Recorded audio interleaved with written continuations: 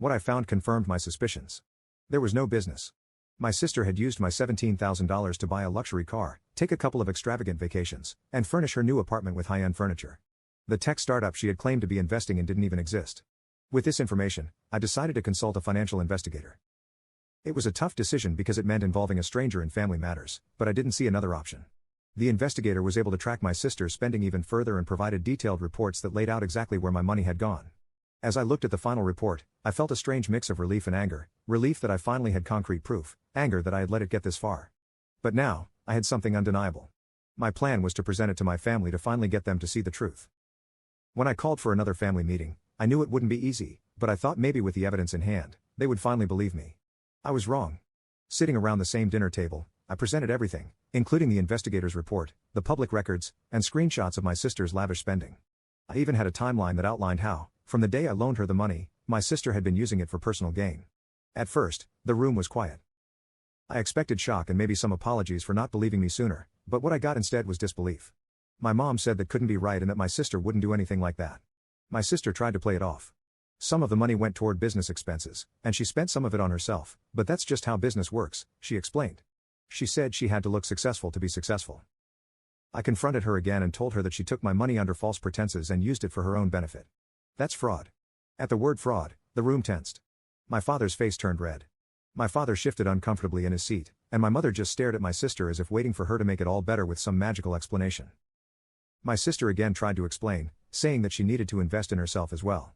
Even if she got carried away, she said she would pay back every dime, but the damage was done. The evidence was clear.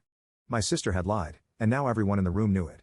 I thought I had her. She was playing checkers while I was playing chess, but even after everything they heard and had seen, my family continued to side with her. They refused to fully hold her accountable. My dad sighed, rubbing his temples. He was clearly frustrated.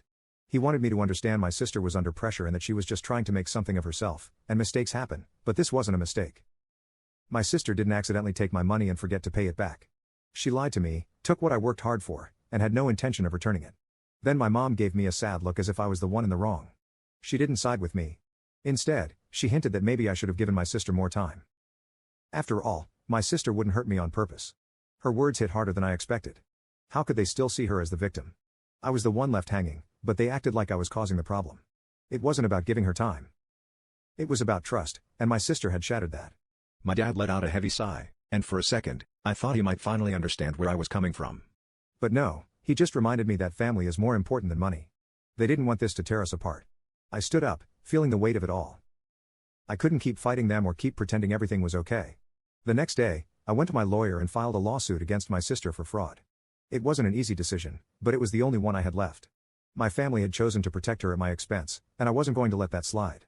I had worked too hard for that money to let it slip away without a fight. Once my lawyer served her the papers, I knew that this would lead to my family disowning me. The lawsuit turned the family upside down. My sister, who had been avoiding me for months, suddenly couldn't stop calling. She begged me to drop the case and promised she'd find a way to pay me back. When that didn't work, she'd lash out, accusing me of ruining her life. But I wasn't buying it. I'd heard her excuses too many times before, and I knew better now. My parents were furious. They didn't care about the money anymore. To them, I was the one destroying the family, but I wasn't backing down. The court proceedings dragged on for months, with my sister's lawyer trying to paint me as unreasonable. During the trial, I was shocked when my dad took the stand to defend my sister. He was there to testify that the money I had loaned her was given in good faith, not a loan at all, but for support. He claimed my sister had made efforts to get other family members to invest in her business too, as if that somehow justified everything. He said that I was one of the many who offered the money since I knew that starting a tech company would need a lot of startup capital. I remember my sister coming to me and asking if I wanted to be part of it, my dad said, looking directly at the judge. She told me about the business, about how it was going to take off, and she just needed help from family. We all knew she was doing something important for her future. This wasn't a part of some scam. He made it seem like I was one of the many, but none of the others had actually given her money. That part was left out. The whole thing was framed as if my sister had been doing the right thing and I had simply misunderstood the situation, but the evidence spoke for itself. They didn't know that I had all the messages between us that showed her saying that she would pay me back. Between this, the investigator's report, my sister's spending records, and her own inconsistent testimony, it all pointed to one thing: fraud. In the end, the judge ruled in my favor. My sister was ordered to repay the full amount plus interest and was fined for her fraudulent actions. I wish that the court ruling brought some sense of closure, but the truth is my relationship with my family was forever changed. They apologized, of course, once the ruling came down, but their apologies felt hollow. They had chosen my sister over me when it mattered.